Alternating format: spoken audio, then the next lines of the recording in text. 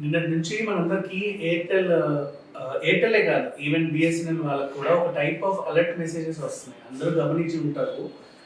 అది చాలా మంది భయపడుతున్నారు. నా ఫోన్కి ఏదో అయిపోయిందేమో, లేకపోతే ఇంకేదో అయిందేమో, ఫోన్ పేలుద్దేమో అని చాలా మంది భయపడుతున్నారు. అసలు ఏమీ లేదు దాంట్లో. అంతే ఎక్కువగా భయపడాల్సిన అవసరం ఏం లేదు. బేసిక్గా ఏం జరుగుతుందంటే విపత్తు అలర్ట్ అంటే ఎప్పుడైనా ఏదైనా డిజాస్టర్ జరిగినప్పుడు దాన్ని అలర్ట్ అనమాట. అంటే మోస్ట్లీ ఎలా చెప్పుకోవచ్చు, ఇప్పుడు ఎక్కడైనా మనకి సడన్గా తుఫాన్ వచ్చిందా, లేకపోతే ఎక్కడైనా భూకంపాలు వచ్చాయనుకోండి. తుఫాన్ కానీ భూకంపాలు కానీ వచ్చినప్పుడు ఏంటంటే మనకు తెలియదు సడన్గా, అంటే అట్లీస్ట్ ఆ విపత్తు వచ్చే క్రమంలో కూడా మనకు తెలియదు. మోస్ట్లీ ఇప్పుడు ఒక చిన్న ఇది చూసుకుంటే మొన్న గోవాలో ఎప్పుడు జన్మాష్టమి రోజు అనమాట. జన్మాష్టమి రోజు ఆల్మోస్ట్ ఒక లాంగ్ వీకెండ్ వచ్చింది. చాలా మంది హ్యాపీగా గోవా రోజు టూర్ ప్లాన్ చేసుకున్నారు, అంతా సరిపోయింది. ఈ బాగా నుంచి ఆరంభం వరకు ఏమైందంటే రాత్రిపూట ఒక అలజడి, ఒక సైరన్ మోగింది. అంటే అది ఎందుకు వేస్తారు బేసిక్గా అంటే మనకి ఎప్పుడైనా సరే సునామీలు వచ్చినప్పుడు హెచ్చరిక ద్వారా అట్లాంటివి వేస్తారు.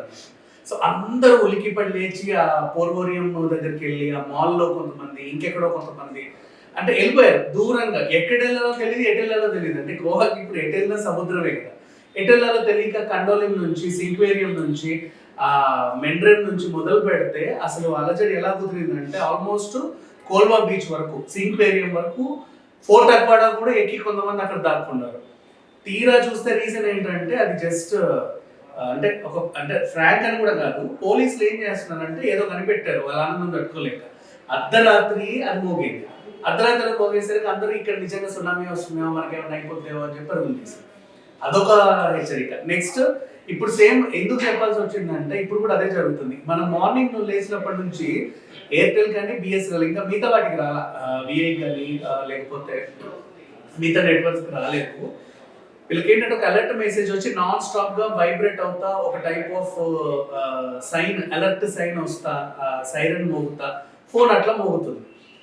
దాన్ని ముడితే పేలుద్దేమో అని భయపడుతున్నారు. దాన్ని ఇంకేమైనా చేయాలంటే అది ఓకే నొక్కితే ఏమైనా అయిపోతుందా, ఇంకేమైనా చేస్తే ఇంకేమైనా అయిపోతుందా అని భయపడుతున్నారు. బట్ ఎలాంటి భయం అవసరం లేదు.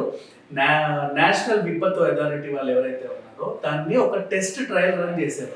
ఎప్పుడైనా సరే నిజంగా సునామీ వచ్చినా, లేకపోతే హెవీ రెయిన్స్ పడ్డా, లేకపోతే ఇంకేదైనా లైక్ మనం భూకంపాలు కానివ్వండి, సంథింగ్ అంటే అవుతూ ఉంటాయి కదా బేసిక్గా. నేషనల్ డిజాస్టర్స్ 1-2 టోర్నడో వచ్చినా, ఇంకేమైనా వచ్చినా సరే అలర్ట్నెస్ డెస్టినేట్ అంటే ఆ ఏరియా ఏ టెరిటరీలో అయితే అది ప్రభావితంగా ఉంటుందని చెప్తారో గూగుల్ మ్యాప్ ప్రకారంగా ఆ టేక్అవుట్ లొకేషన్ తీసుకొని జస్ట్ ఆ ఏరియా నెట్వర్క్ మాత్రం అక్కడ ఉన్న టవర్స్, ఆ దగ్గరలో ఉన్న మొబైల్స్ అన్నిటికీ కూడా ఒక అలర్ట్ మెసేజ్ అనేది వస్తుంది. అది కాసేపు అలా మోగుతా ఉంటుంది. అండ్ దాని ద్వారా మనం తెలుసుకుంటాం, ఓ సంథింగ్ ఈజ్ హ్యాపెనింగ్, మనం ఇక్కడ ఉండకూడదు అని చెప్పేసి. So it's better to move from here. So ఇట్లా అక్కడ నుంచి చాలా మంది షిఫ్ట్ అవ్వడానికి ట్రై చేస్తూ ఉంటారు. ఇది టెక్నాలజీ రాను బాగా పెరిగింది కాబట్టి సో ఒక టెస్ట్ ట్రయల్ రన్ చేశారు అంతే. అందరూ మార్నింగ్ నుంచి ఉలికి పడుతున్నారు. దయచేసి ఎవరు ఇబ్బంది పడాల్సిన అవసరం లేదు. అలానే ఫోన్లని ఆన్ చేస్తే మాత్రం ఏమన్నా మా డేటా పోతుందా, లేకపోతే ఇంకేమన్నా అవుతుందా, పేలుద్దా అని భయపడుతున్నారు. Nothing is there. హ్యాపీగా చూసుకోండి. అంటే అది మీకు వచ్చిన మెసేజ్ ఒకసారి చదవండి, మీకు అర్థమైపోతుంది. ఇంగ్లీష్లో ఉంటే ఇంగ్లీషు, తెలుగులో ఉంటే Telugu, what ever it is. So ఆ విధంగా చూసుకోండి. దీన్ని ఎవరు కూడా భయపడాల్సిన అవసరం అయితే లేదు.